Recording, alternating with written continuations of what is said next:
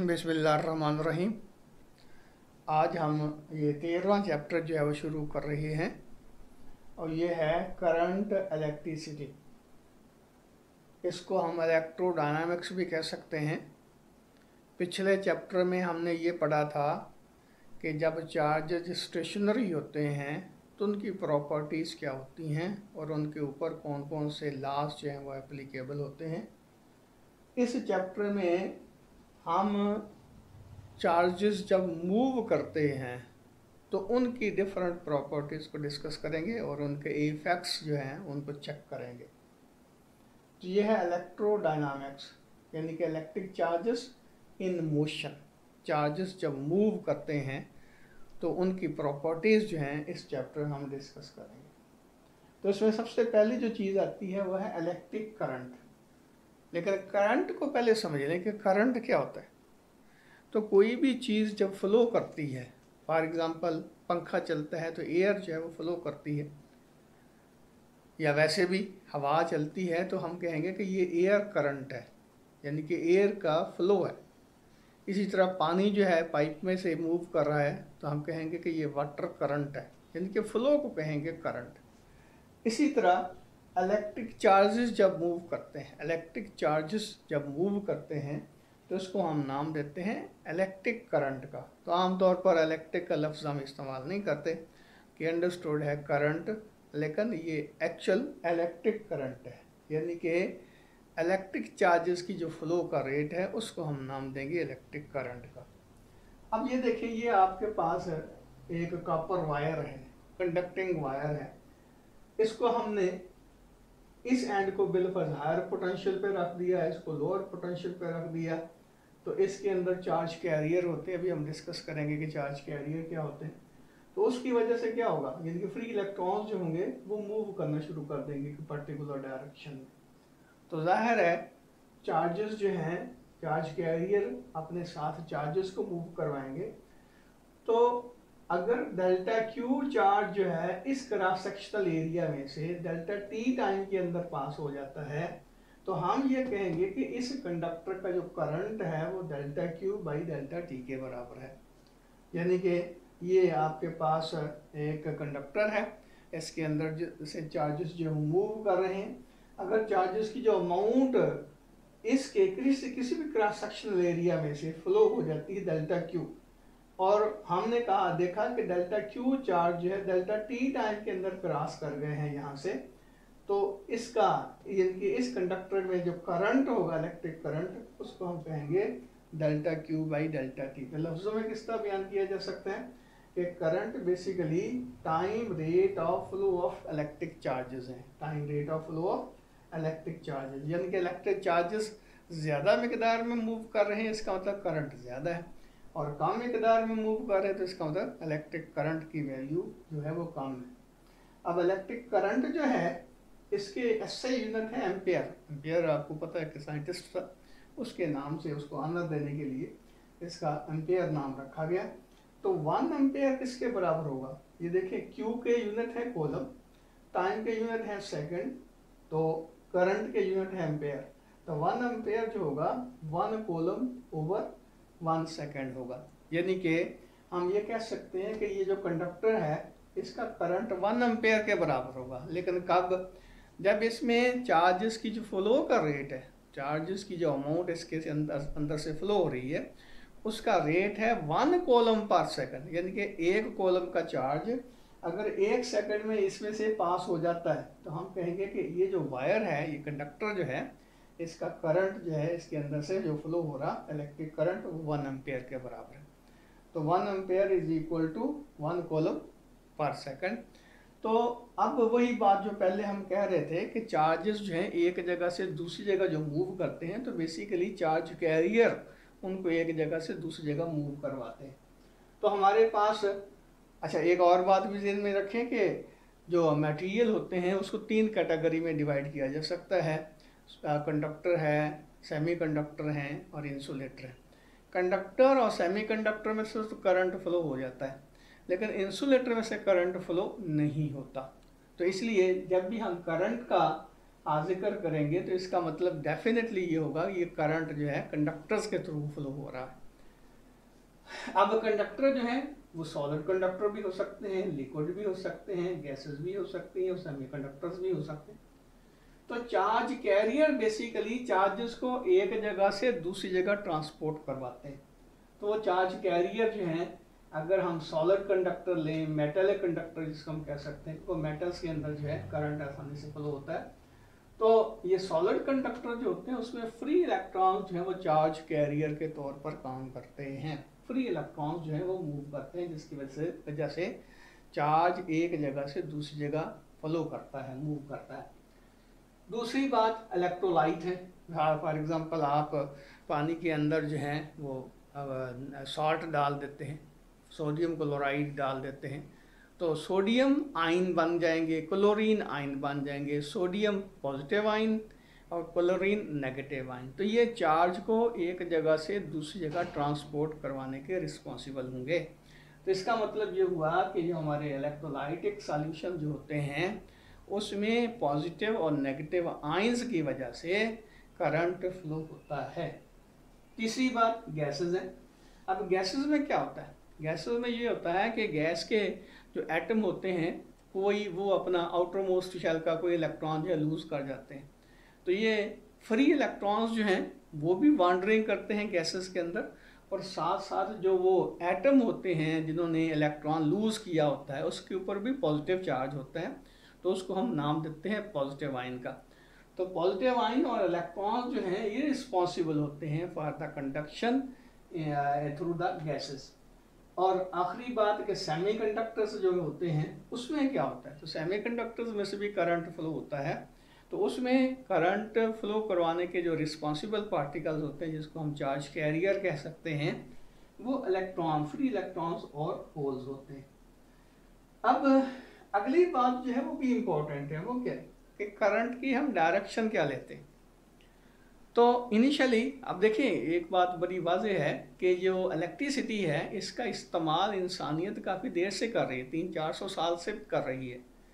लेकिन ये जो इलेक्ट्रॉन है, प्रोटॉन है, यानी कि ये पार्टिकल जो एलिमेंट्री पार्टिकल्स हैं, उनकी जो डिस्कवरी है उसको तो तकरीबन 100 साल भी अभी मुकम्मल नहीं हुआ। इसका मतलब ये हुआ कि इससे पहले जब इलेक्ट्रॉन्स और प्रोटॉन और न्यूक्लियस वगैरह का कॉन्सेप्ट नहीं था, और न्यूट्रॉन्स वगैरह हमें नहीं पता था, यानी कि इंसान को नहीं पता था, तो उस वक्त वो इलेक्ट्रिक करंट को फ्लो किस तरह, यानी कि वो समझते थे कि इलेक्ट्रिक करंट जो है वो डिवेल्प होता है किसी कंडक्टर के अंदर।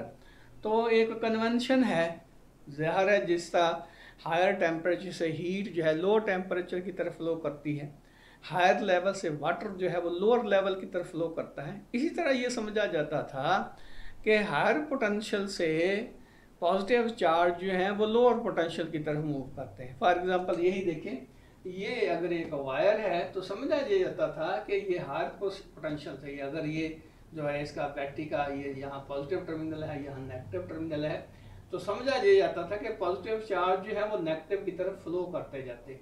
तो पॉजिटिव चार्जेस की फ्लो को हम, यानी कि वो साइंस अपना पहले जो साइंटिस्ट थे वो यही समझते थे कि जो फ्लो होती है वो पॉजिटिव चार्ज की होती है from higher potential to lower potential. लेकिन जब ये इलेक्ट्रॉन, प्रोटॉन वगैरह दरियाफ्त हुए तो फिर ये जो मेटेलिक कंडक्टर के अंदर चार्जेस की जो फ्लो है वो पता चला कि इसकी रिस्पॉन्सिबिलिटी पॉजिटिव चार्जेस के ऊपर नहीं है। पॉजिटिव चार्ज तो अपनी जगह पे वाइब्रेट करते हैं कंडक्टर्स के अंदर, वो अपनी मीन प्लेस जो है वो नहीं छोड़ सकते, मीन पोजीशन जो है वो नहीं छोड़ सकते। तो इलेक्ट्रॉन हैं जो कि एक जगह से दूसरी जगह ट्रांसपोर्ट करते हैं। अब इलेक्ट्रॉन पे चार्ज जो है वो नेगेटिव है, तो इसका मतलब ये हुआ कि बेसिकली जो इलेक्ट्रिक करंट फ्लो होता है वो तो नेगेटिव चार्ज कैरियर की वजह से होता है। तो negative charge carrier mean electron जो हैं वो लोअर पोटेंशियल से हायर पोटेंशियल की तरफ जाते हैं। तो अब मसला ये पैदा हुआ कि अगर हम कहें कि इलेक्ट्रिक करंट जो है वो लोअर पोटेंशियल से हायर पोटेंशियल की तरफ है, तो फिर ये 300-400 साल पहले की जो इलेक्ट्रिसिटी थी वो सबको मॉडिफाई करना पड़ता। तो उसका शॉर्टकट क्या निकाला गया? देखा ये गया कि अगर हम ये कहें कि इलेक्ट्रॉन लोअर पोटेंशियल से हायर पोटेंशियल की तरफ जाते हैं या पॉजिटिव चार्ज हायर पोटेंशियल से लोअर पोटेंशियल की तरफ जाते हैं, तो उसका ओवरऑल इफेक्ट जो है, इलेक्ट्रिक इफेक्ट जो है वो नहीं पड़ता, यानी कि उसकी मैग्नेटिज्म पे कोई असर नहीं पड़ता, उसके हीट के ऊपर कोई असर नहीं पड़ता, उसका डिफरेंट जो हमारे क्या कहते हैं कि इफेक्ट होते हैं करंट के, उसके ऊपर कोई फ़र्क नहीं पड़ता। अगर हम ये कहें कि पॉजिटिव चार्ज जो है हायर पोटेंशियल से लोअर पोटेंशियल की तरफ मूव कर रहे हैं, या इलेक्ट्रॉन जो है लोअर पोटेंशियल से हायर पोटेंशियल की तरफ जा रहे हैं, तो इससे जो एक्सटर्नल इफेक्ट वो मुतासर नहीं होता। तो इसलिए ये एक नई टर्म निकाली गई जिसको नाम दिया गया कन्वेंशनल करंट का। यानी कि नो डाउट वैसे तो कंडक्टर्स के, सॉलिड कंडक्टर के अंदर इलेक्ट्रॉन जो हैं वो लोअर पोटेंशियल से हायर पोटेंशियल की तरफ मूव करते हैं, लेकिन उसका इक्विवेलेंट इफेक्ट निकाला गया कि जब लोअर पोटेंशियल से हायर पोटेंशियल की तरफ इलेक्ट्रॉन जाते हैं तो उसके इक्विवेलेंट हायर पोटेंशियल से लोअर पोटेंशियल की तरफ पॉजिटिव चार्ज है वो ट्रांसपोर्ट होता है। तो इस करंट को, यानी कि ये करंट की डायरेक्शन के हायर पोटेंशियल से पॉजिटिव चार्जेस लोअर पोटेंशियल की तरफ मूव करते हैं, इसको हम नाम देते हैं कन्वेंशनल करंट। अब इसको समझने के लिए पहले मैं एग्जांपल देता हूँ, फिर ये देखते हैं। ये देखिए कि ये आपके पास एक सरफेस है, इस पे यानी कि ये जो एक क्या लेंगे प्लेन सरफेस है, रेत है ये, तो इसमें ये एक गड़ा पैदा हो गया, ये एक गड़ा है बिलफस, ये एक होल है बिलफस। अब इस होल को कंपनसेट करने के लिए हम क्या करते हैं कि यहां से रेत उठा के इसके अंदर फेंक देते हैं। तो डेफिनेटली यहां से रेत उठाई गई है तो यहां एक गड़ा पैदा हो गया। अब इसको कंपनसेट करने के लिए हम यहां से रेत उठा के इसके अंदर फेंक देते हैं, तो ये गड़ा तो खत्म हो गया, लेकिन यहाँ एक और नया गड़ा जो है पैदा हो गया। अब यहाँ से रेत उठा के इसके अंदर डाल देते हैं तो ये गड़ा पैदा हो गया, यहाँ से रेत उठा के इधर तो ये गड़ा पैदा हो गया। अब बेसिकली देखें कि मूवमेंट किस चीज़ की हो रही है, मूवमेंट तो रेत की हो रही है, एक जगह से दूसरी जगह ट्रांसपोर्ट तो रेत हो रही है, लेकिन उसका इफेक्ट क्या हुआ कि ये गड़ा यहाँ से यहाँ ट्रांसफर हो गया। अब गड़ा खाली जगह है, खाली जगह तो ट्रांसफर नहीं हो सकती, तो यहाँ ये देखें इसका इक्विवेलेंट इफेक्ट क्या हुआ कि ये मूव करता हुआ यहाँ तक पहुँच गया। बिल्कुल इसी तरह अगर हम कहेंगे कि ये आपके पास एक कंडक्टर है और ये हायर पोटेंशियल पे है, ये लोअर पोटेंशियल पे। अब अगर ये कहें हम कि इलेक्ट्रॉन जो हैं वो मूव कर रहे हैं, किधर से किधर, यहाँ से एक इलेक्ट्रॉन जो है उसने इधर मूव किया, ये इधर मूव कर गया। अब इलेक्ट्रॉन इधर मूव कर गया तो इसका क्या मतलब हुआ, चलो ये हाँ चलो इलेक्ट्रॉन जो इधर से इधर मूव कर गया तो यहाँ डेफिशिएंसी ऑफ इलेक्ट्रॉन पैदा होगी। इसका मतलब ये हुआ कि एक पॉजिटिव चार्ज जो है यहाँ का क्रिएट हो गया, क्योंकि ये पॉजिटिव चार्ज यहाँ से यहाँ मूव नहीं किया उसने, बल्कि इलेक्ट्रॉन ने मूव किया है, जिसके नतीजे के तौर पर क्या हुआ कि यहाँ पे इलेक्ट्रॉन की डेफिशिएंसी क्रिएट हुई और इधर इलेक्ट्रॉन जो एक्सेसिव हो गया है एक। तो इसका मतलब ये हुआ कि हम ये कह सकते हैं कि यहाँ से एक पॉजिटिव चार्ज है यहाँ ट्रांसपोर्ट हो गया, क्योंकि यहाँ एक पॉजिटिव चार्ज कम हो गया और यहाँ एक पॉजिटिव चार्ज का इजाफा हो गया इसका इलेक्ट्रॉन के आने की वजह से। और इसी तरह दूसरा इलेक्ट्रॉन आएगा, तीसरा इलेक्ट्रॉन आएगा, तो इलेक्ट्रॉन की मूवमेंट इधर हो रही है, बेसिकली इलेक्ट्रॉन मूव कर रहे हैं, लेकिन उसका इक्विवेलेंट इफेक्ट क्या निकला, हम कहते हैं कि पॉजिटिव चार्ज इधर से इधर चला गया। तो इसका मतलब ये हुआ कि अगर हम ये कहें कि इलेक्ट्रॉन लोअर पोटेंशियल से हायर पोटेंशियल की तरफ मूव करते हैं तो उसका इक्विवेलेंट इफेक्ट ये बनता है कि हम कह सकते हैं कि पॉजिटिव चार्ज हायर पोटेंशियल से लोअर पोटेंशियल की तरफ मूव कर गया। तो ये जो डायरेक्शन है करंट की फ्रॉम पॉजिटिव या higher potential to lower potential, इसको हम नाम देते हैं कन्वेंशनल करंट का।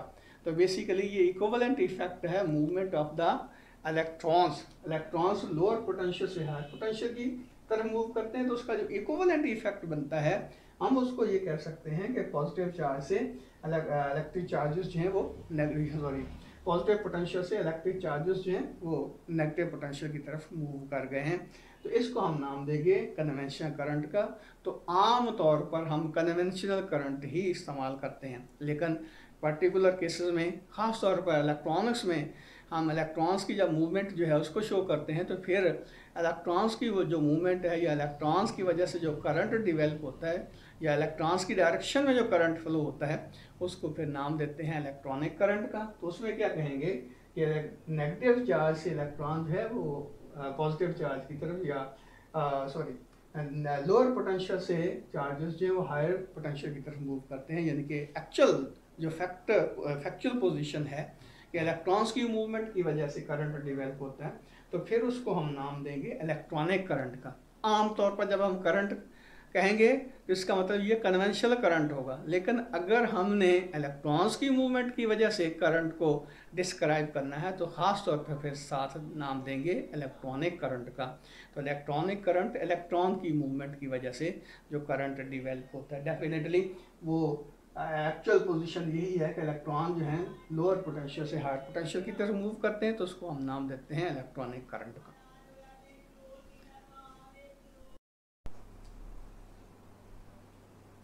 अब हम देखते हैं कि मेटेलिक कंडक्टर के अंदर इलेक्ट्रिक करंट जो है वो किस तरह फ्लो होता है।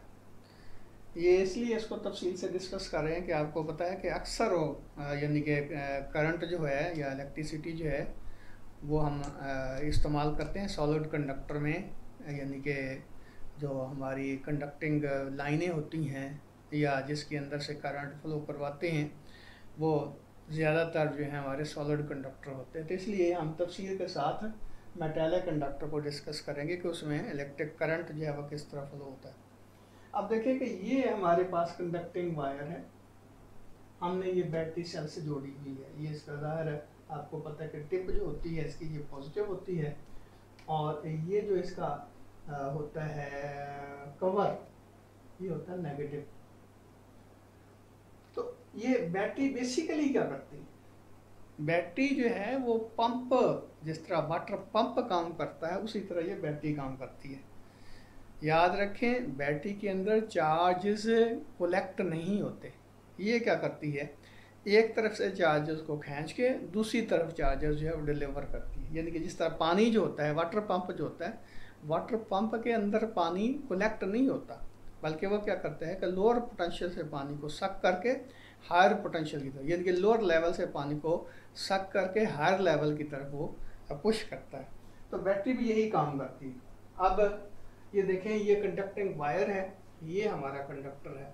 तो होता क्या है कि बैटरी जो है अगर इलेक्ट्रॉनिक फ्लो देखी जाए तो बैटरी इधर इलेक्ट्रॉन्स जो है उसको पुश करती है और इधर से इलेक्ट्रॉन्स को पुल करती है, जिसकी वजह से इलेक्ट्रॉन इस तरह जो है इसमें मूव करना शुरू कर देते हैं। और ये ऐसे समझिए कि जिस तरह की पाइप है, एक इलेक्ट्रॉन इधर से इसके अंदर एंटर हुआ तो इधर से एक इलेक्ट्रॉन इसके अंदर से एंटर हो जाएगा, यानी कि दो इलेक्ट्रॉन अगर इधर से एंटर हुए हैं तो दो इलेक्ट्रॉन इधर इसमें एंटर हो जाएंगे। या ऐसे समझ लें कि इस तरह पाइप के अंदर स्टील बॉल्स हैं, तो वो क्या करती हैं, ये चलो ऐसे समझ लें कि यहाँ पे ये हमारे पास एक कंटेनर है, तो इसमें ये पाइप है और अगर हम एक स्टील बॉल, इसमें स्टील बॉल इस तरह पड़ी हुई है, ये बात भी ध्यान में रखें कि कंडक्टर जो होते हैं उसमें चार्ज कैरियर वाफर मिकदार में पड़े हुए होते हैं, उनको चार्ज कैरियर की एज सच ज़रूरत नहीं होती। लेकिन हम क्या करते हैं, ये देखिए ये बैटरी क्या करेगी, ये एक इलेक्ट्रॉन इधर पुश करेगी। जिस तरह यहाँ मैंने बताया कि ये स्टील बाल है, तो एक स्टील बाल जब इधर से पुश होगी तो ये सारी स्टील बाल जो मूव करेगी अपनी अपनी जगह से डिस्प्लेस होंगी और ये आखिरी बाल जो है इसमें एंटर हो जाएगी। ये दूसरा बाल जो है इसमें एंटर करेगा, तो इसी तरह ये सारी की सारी बाल जो है वो मूव करेंगी और यहाँ से एक और बाल जो इसमें एंटर हो जाएगी।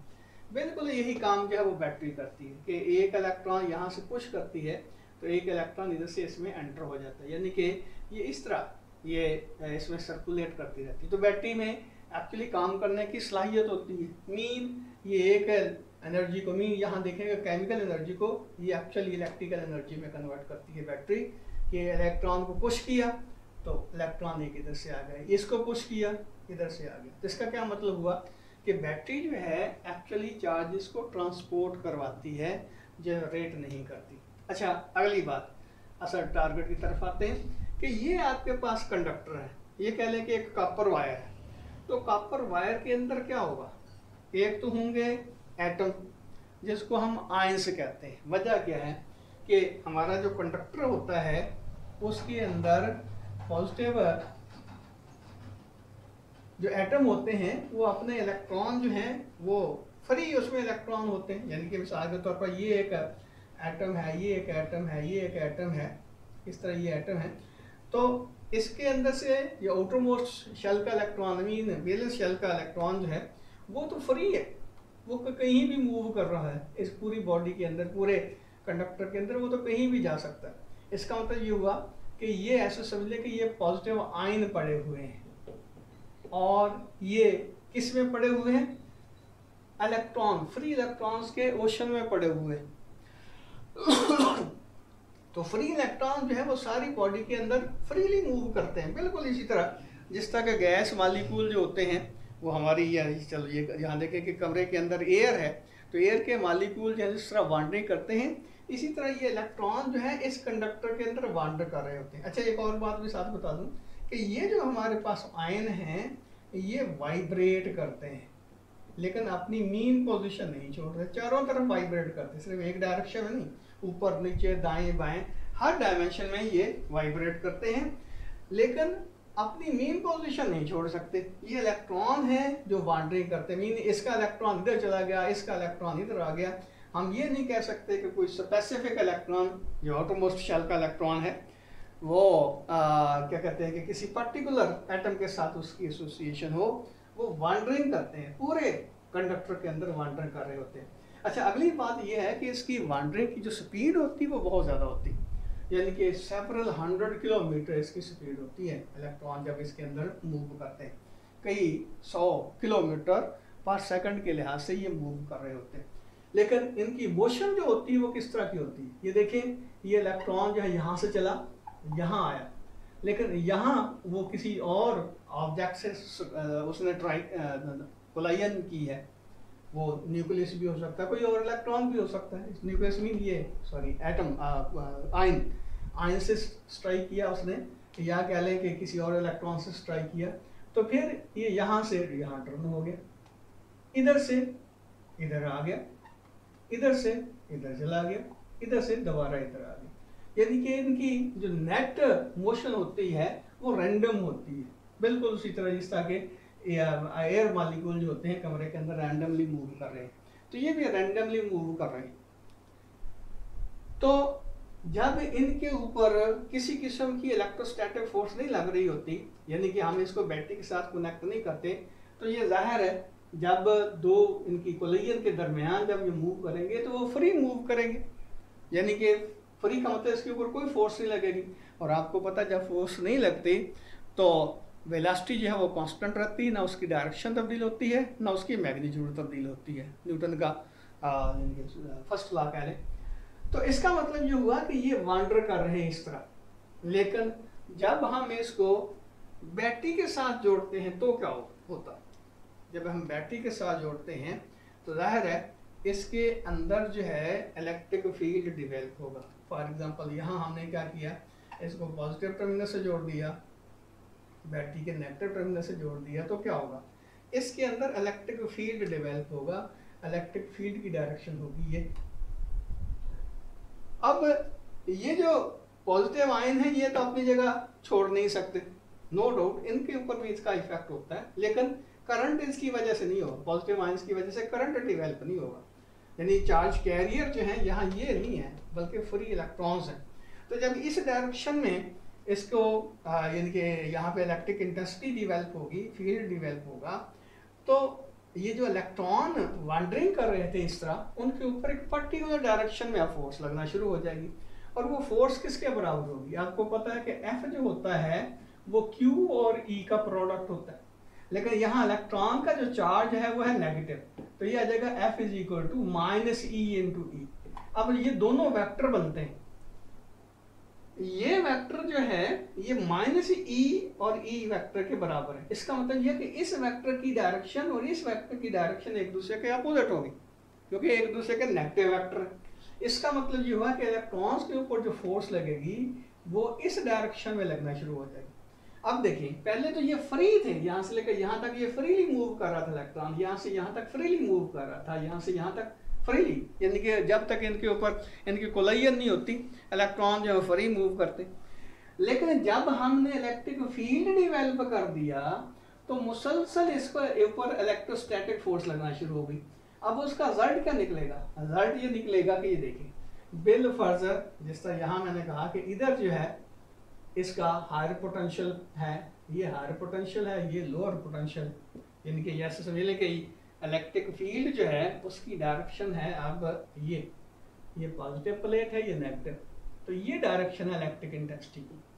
और जो फोर्स लगेगी इलेक्ट्रॉन्स के ऊपर उसकी डायरेक्शन होगी ये, यानी कि F की डायरेक्शन ये होगी जो हर इलेक्ट्रॉन के ऊपर लगेगी। तो रिजल्ट ये निकलेगा कि अब यहाँ से यहाँ तक ये फ्रीली मूव नहीं कर रहे, बल्कि इनके ऊपर ये फोर्स लग रही है।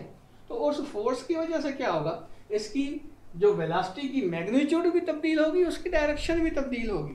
तो इसका मतलब ये होगा कि जब ये इलेक्ट्रॉन इधर से इधर जाएंगे तो डेफिनेटली इसके अपोजिट डायरेक्शन में फोर्स लग रही है, तो ये स्लो डाउन होंगे, यानी कि इधर से इधर जाएंगे तो ये इस तरह टर्न हो जाएंगे।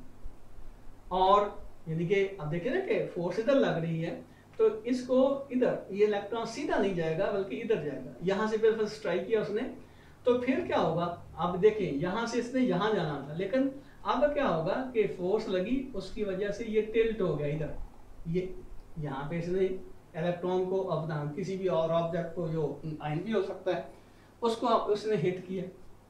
अब यहाँ से इलेक्ट्रॉन जो है फिर जब वापस आएगा तो इधर फास्टर मूव करेगा ऐसे, ये देखिए इधर से इधर, अब इधर से इसने इधर जाना था लेकिन अब स्ट्रेट नहीं गया बल्कि इधर चला गया ऐसे, और इधर से इधर गया तो ये ऐसे, क्योंकि फोर्स अब इधर लग रही है।